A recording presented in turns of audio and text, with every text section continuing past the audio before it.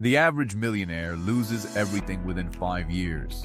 Not the obvious ones, not the lottery winners or the overnight success stories that financial cautionary tales are built around. The ones nobody talks about. The ones who earned it, who built it carefully, over years, through genuine discipline and genuine sacrifice. The ones who, by every visible measure, had done everything correctly. Gone, within 5 years. With a statistical consistency that should disturb everyone who is currently working toward the same destination. The question that nobody asks is not what happens to them. It is what happens to them inside the person. Because the collapse almost never begins in the market. It begins in the mind. In a specific, predictable, almost universal psychological shift that visits nearly everyone who crosses the threshold from striving to having, and that almost no one is prepared for because no one warned them it was coming. Here is what that shift looks like from the inside. And pay close attention, because this is the part that the financial industry will never explain to you. Because understanding it does not require any of their products. He built his wealth over 11 years. A business, real work, the particular kind of discipline that requires saying no to your present self in service of a future self you can only imagine. By year 11, the future self had arrived. The number was real. The milestone that had organized his entire identity for over a decade had been reached. And within 18 months, the unraveling had begun. Not through recklessness, not through greed, through something that looked, from every external angle, like success continuing to succeed. More investments, larger bets, faster decisions. The expansion of everything that had worked before, applied now at a scale and a pace that the original foundation had never been built to support. Before we go further, think about someone you know personally who built something significant and then lost it. Not a celebrity.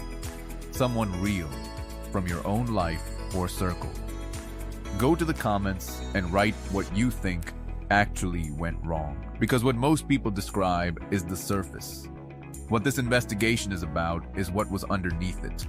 The first mechanism that destroys new wealth is one that behavioral economists have documented extensively and that almost nobody applies to their own situation. It is called identity discontinuity. The psychological crisis that follows the achievement of a goal that was also functioning as an identity. For 11 years, his identity had one organizing principle: building the thing. Every sacrifice derived its meaning from that pursuit. The struggle was not just what he was doing. It was who he was.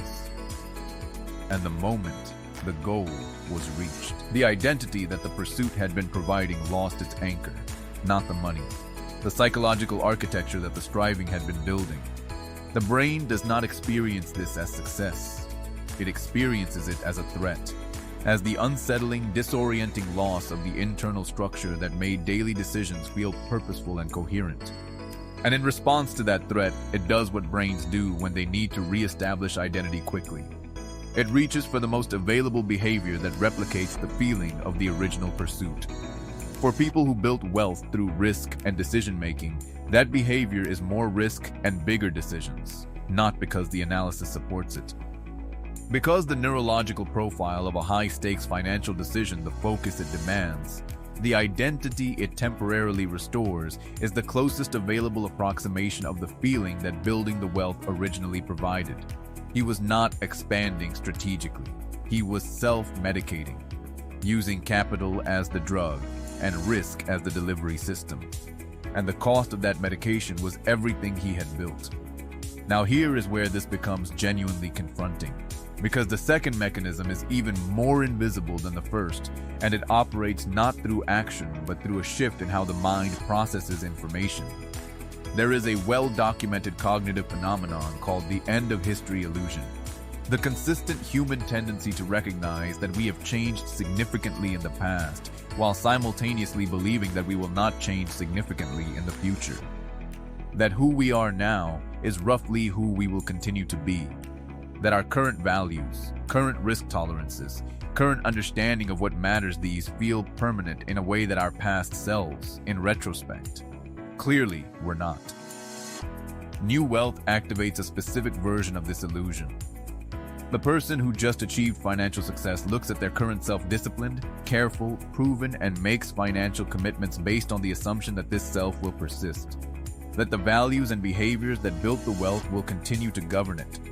What they cannot see is that the achievement itself has already begun changing them, that the person making 5-year financial commitments is not the same person who will be living inside those commitments in year 3, and that the changes wealth produces in identity, in social environment, in the quality of daily decisions are not enhancements of the original self. They are replacements of it. Write end of history in the comments if that concept just landed somewhere unexpected for you. Because most people have never encountered it applied to personal finance, and it explains more financial collapses than any market analysis ever has. The third mechanism is the one that operates most visibly, but is most consistently misdiagnosed. It is the social restructuring that significant wealth produces, and the specific way that restructuring degrades decision-making quality in ways that feel, from the inside, like improvement. When wealth becomes visible, the social environment reorganizes around it. The circle changes. Not all at once. Gradually, new relationships form with people who exist at the new financial level. Old relationships quietly recede, not through conflict, but through the ordinary friction of diverging circumstances. And the new circle, assembled from people who share the current financial reality, creates a reference group whose norms, whose risk tolerances, whose definitions of reasonable and excessive and conservative are calibrated to a completely different standard than the one that built the original wealth. What felt like an aggressive bet in the old circle feels like a measured move in the new one. What felt like luxury feels like ordinary. What felt like enough feels, surrounded by people for whom it is a starting point, like barely adequate. The social environment is recalibrating every financial instinct the person developed during the years of building and recalibrating them upward, in exactly the wrong direction, at exactly the moment when the wealth is most vulnerable. He did not notice this happening. Nobody does, from the inside. Because the new circle does not feel like an influence. It feels like peers. Like people who understand the level, who have earned the right to operate at it, whose behaviors represent the appropriate norms for someone who has achieved what he achieved. The recalibration feels like growth. It is, financially, something very close to the opposite. Here is the fourth mechanism, and this one requires the most honesty to examine. Most wealth is built under constraint, under the specific clarifying pressure of limited resources, limited time, limited margin for error. Constraint is not just an obstacle to wealth building. It is, paradoxically, one of its most important tools. It forces prioritization. It eliminates optionality and in doing so, produces focus.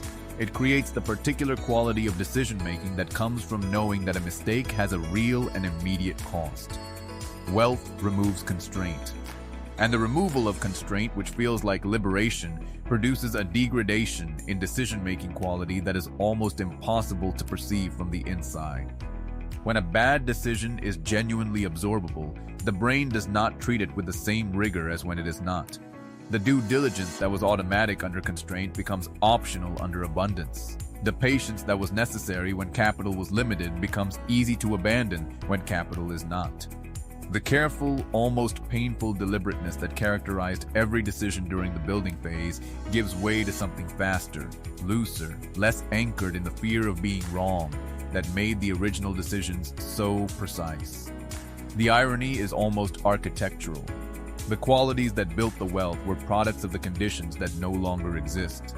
And the conditions that now exist, abundance, optionality, the removal of the existential pressure that sharpened every judgment, are precisely the conditions under which those qualities deteriorate fastest. This is why the 5-year window is not random. It is approximately the time required for the compounding of these 4 mechanisms to produce visible consequences. Identity discontinuity drives escalating risk in year 1. The end of history illusion locks in commitments based on a self that is already changing in year 2. Social recalibration degrades reference points and normalizes excess across years 2 and 3. The removal of constraint progressively softens decision-making quality from year 1 onward. By year 4 or 5, the aggregate of these invisible processes has produced an external reality that looks like bad luck from the outside and feels like inexplicable reversal from the inside. It is neither. It is a predictable sequence of psychological events that visits nearly everyone who crosses the threshold without a map of what the crossing produces. So, what does the map look like? What do the people who build wealth and keep it the ones who do not appear in the 5-year statistic do differently? 3 things. Specifically, they treat the achievement as a new beginning of discipline rather than the end of it. They understand explicitly that the habits and standards that built the wealth are more important after the milestone than before it. Because before the milestone, the external pressure of constraint enforced them automatically. After it, only internal architecture can. They actively maintain the reference group of their building years, not out of sentiment, out of the precise understanding that the social environment is a more powerful influence on financial behavior than almost any conscious decision. The circle that normalized sacrifice, patience, and the refusal of premature celebration is the circle that protects the wealth. The new circle, however appealing, recalibrates in a direction the wealth cannot afford, and they create artificial constraint. Deliberately, structurally, with the specific intention of replicating the conditions under which their best decisions were made. Not by pretending the wealth does not exist, by ensuring that the decision-making process operates as if each choice has a real and non-absorbable cost. Because decisions made from that posture are the decisions that built everything. And the fastest way to lose everything is to stop making them. The 5-year statistic is not a verdict on the people it describes. It is a description of what happens when achievement arrives without the psychological infrastructure to hold it. When the milestone is treated as the destination rather than as the beginning of a completely different and significantly harder challenge. Building wealth is difficult. The world will tell you that constantly. What the world will almost never tell you is that holding wealth psychologically, behaviorally, at the identity level where it actually gets decided is harder. Requires different skills, produces different threats, and claims more victims among the genuinely capable than almost any force in personal finance. So here is the final question. If you crossed the threshold tomorrow, if the number arrived and the goal was real, what specific structural things would you put in place to protect the decision-making quality that got you there? Go to the comments and write your answer. Because the people who survived the 5-year window almost always had that answer ready before they needed it.